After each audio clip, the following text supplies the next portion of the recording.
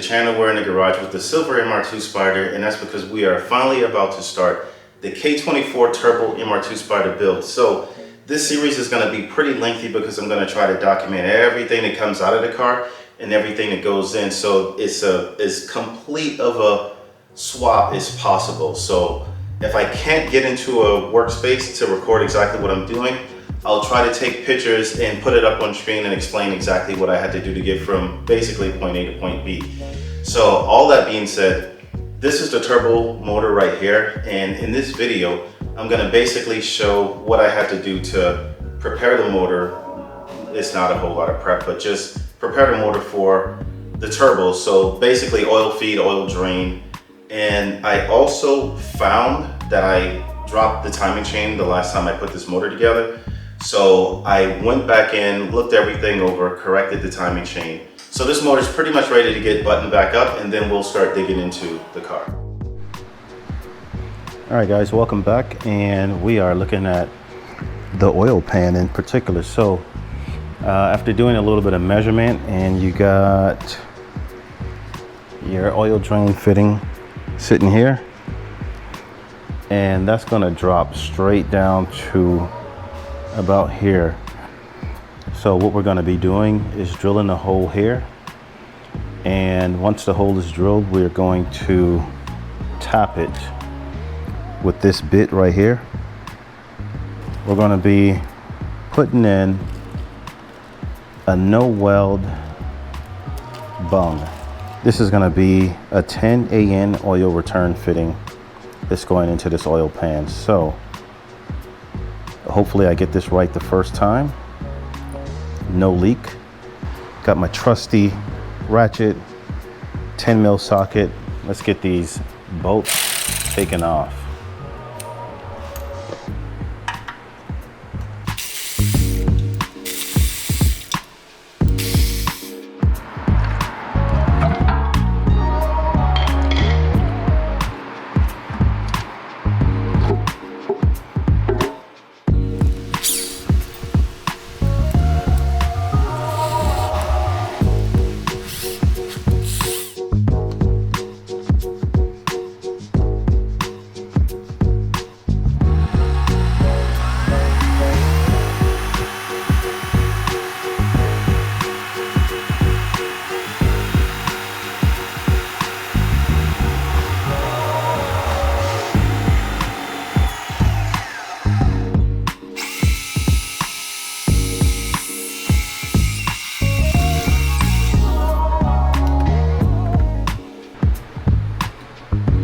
More sizes.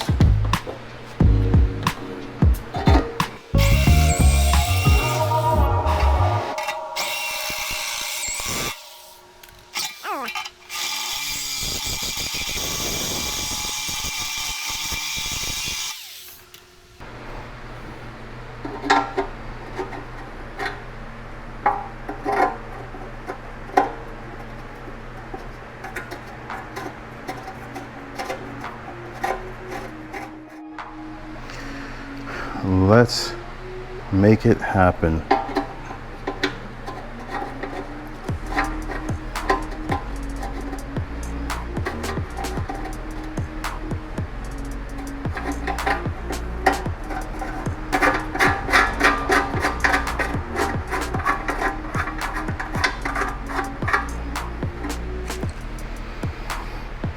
All right.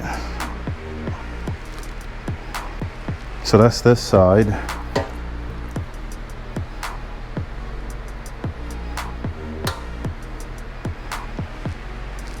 Definitely want to get that out.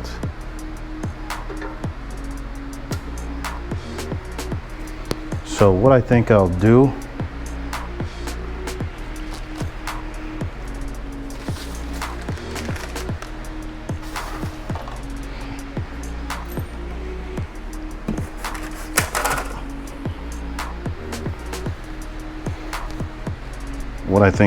is just kind of clean this up first.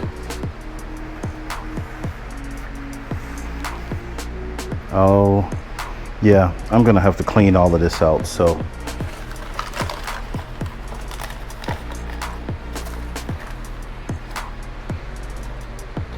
just a little bit of oil in here. We'll do that after. Go ahead and put this on.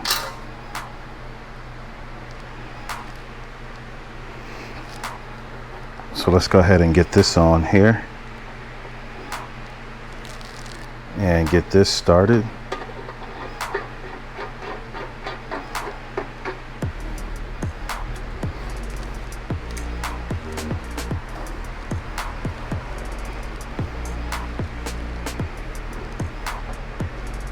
Sheesh.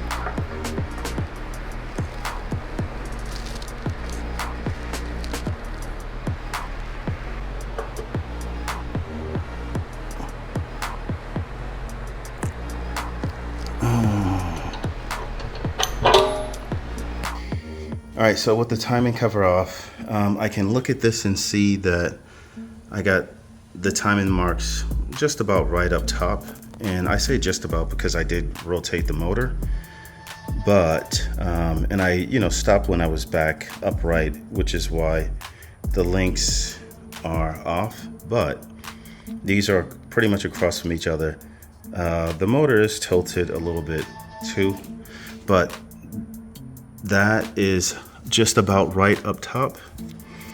But when you get down here, you see that little arrow right there, that is off. And that would probably be the difference of, looks like, let me find my finger, damn.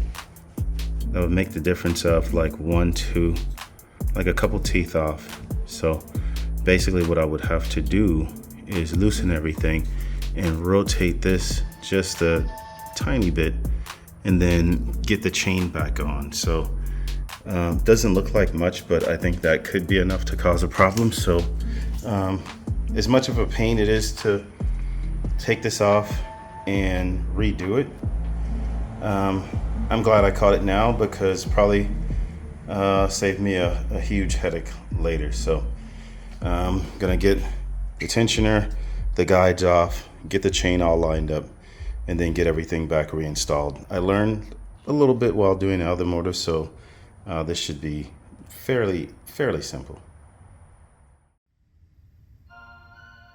All right, so we now have these lined up, and our timing chain down here, this link is in the right spot, and up top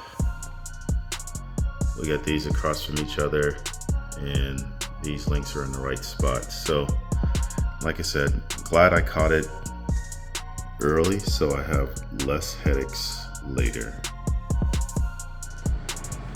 All right, so we get into the fun stuff. This is the turbo. So this is the max speeding rod turbo, GT35, and then this is a log style manifold. The reason why I went with this setup, first of all, was the budget. So it's very cheap. I think between the manifold and the turbo was like 250 bucks or something like that, 280, something like that. And then a little bit of odds and ends that you'll need is your fittings for the water lines, is one on each side, and then oil drain at the top, or sorry, oil feed at the top, oil drain at the bottom.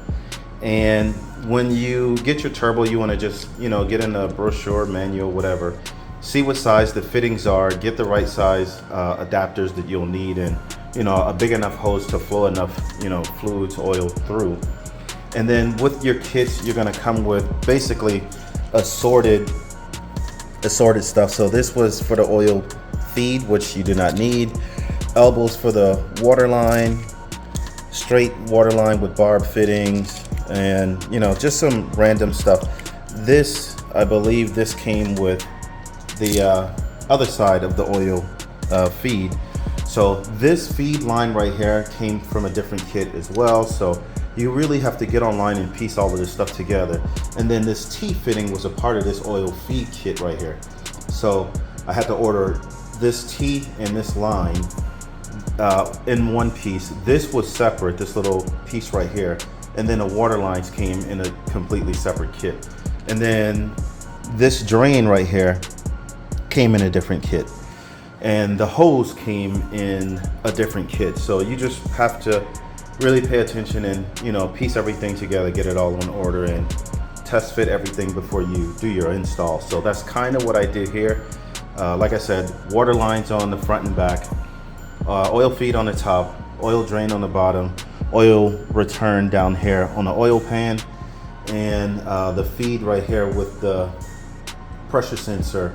So everything looks pretty good. All I have to do now is, once it's in a car, get it all snugged down and make sure that they have whatever they need on the threads to not leak, and we should be good to go. But that is just a quick look at the what the turbo setup is going to look like inside the car. Alright guys, thanks for watching. I hope you enjoyed the video. If you did, leave some comments down below. If you have any suggestions on the turbo build, leave those below as well. But subscribe, and see you guys in the next video.